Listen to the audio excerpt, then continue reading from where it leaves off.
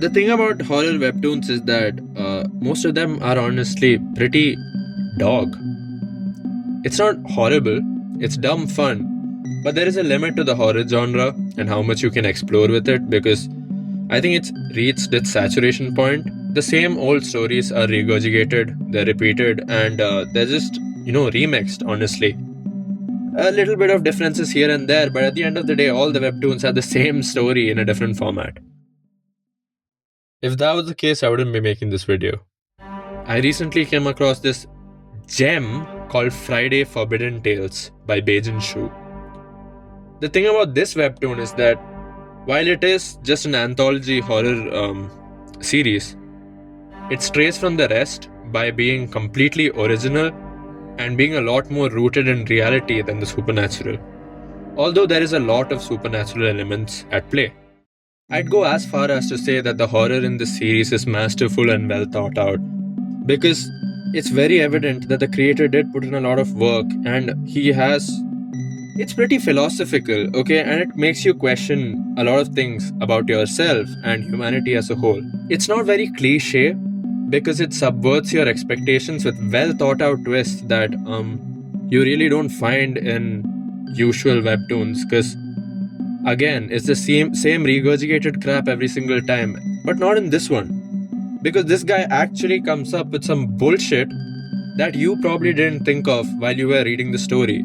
The characters in the story as well are not the dumbest fucking retards that you could write into a page, but rather characters that feel human, making decisions that feel human, and albeit stupid, they kind of make sense.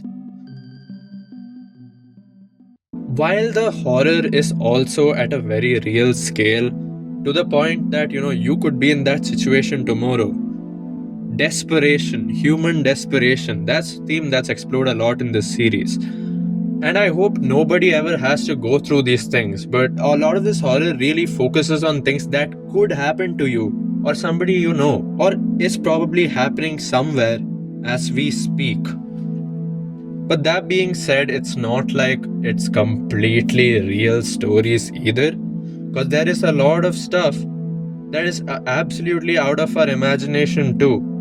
Because this series, I would classify, falls into the cosmic horror category quite a bit as well. But it's cosmic horror that feels real. It's something that could happen. It's not some bullshit again. That's just cosmic horror for the sake of being cosmic horror. There are no squids with human bodies, okay?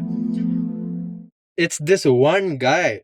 He was a serial killer who bragged about killing people.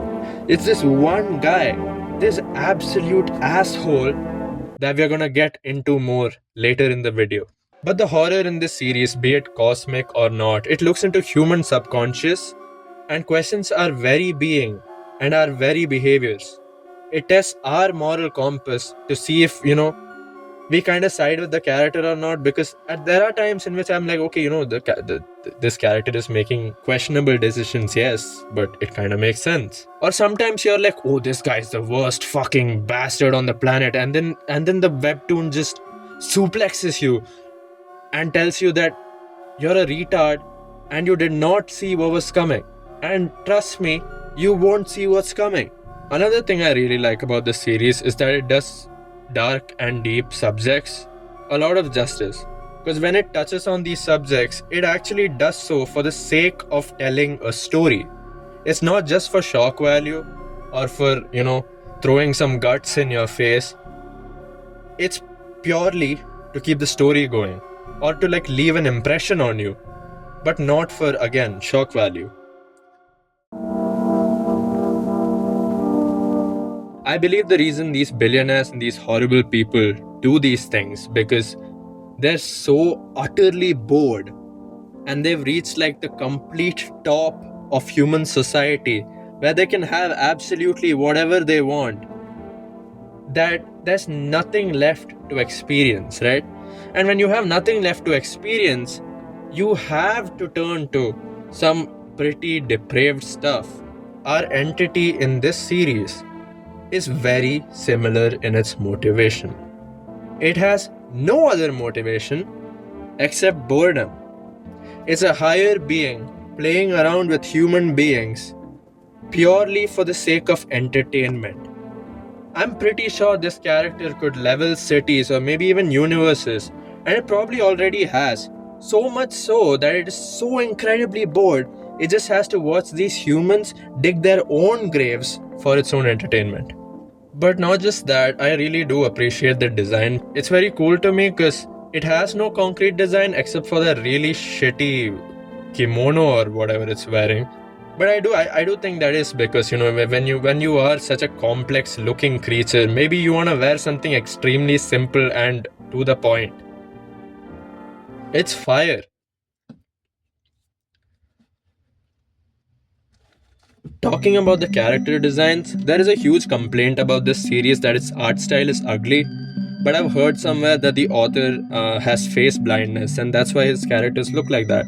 In my opinion, that makes the series look a lot more interesting and unique because you don't see an art style this ugly anywhere else.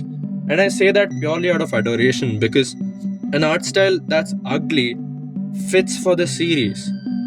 It's supposed to show you the ugly side of things. It's supposed to show you the ugly parts of people and the ugly horrors of this world. Obviously, it would be better if the art style was ugly too. There's a difference between looking ugly and looking like shit, okay? I think this one looks ugly. He's a good artist. I can tell very clearly from the perspective and stuff, and the fact that he can tell a story really well with just pictures. Just pictures. There are some stories in this series that are just pictures. So he's really good at what he does. It's just a unique art style that's extremely simplistic and again, probably intentionally ugly. And I love that because I think the world needs a bit more ugly too. But yeah, that being said, do give this series a shot. It is one of my favorite webtoons on the platform, especially when it comes to horror. If you did give it a shot after I told you to, come back and comment and tell me what you think.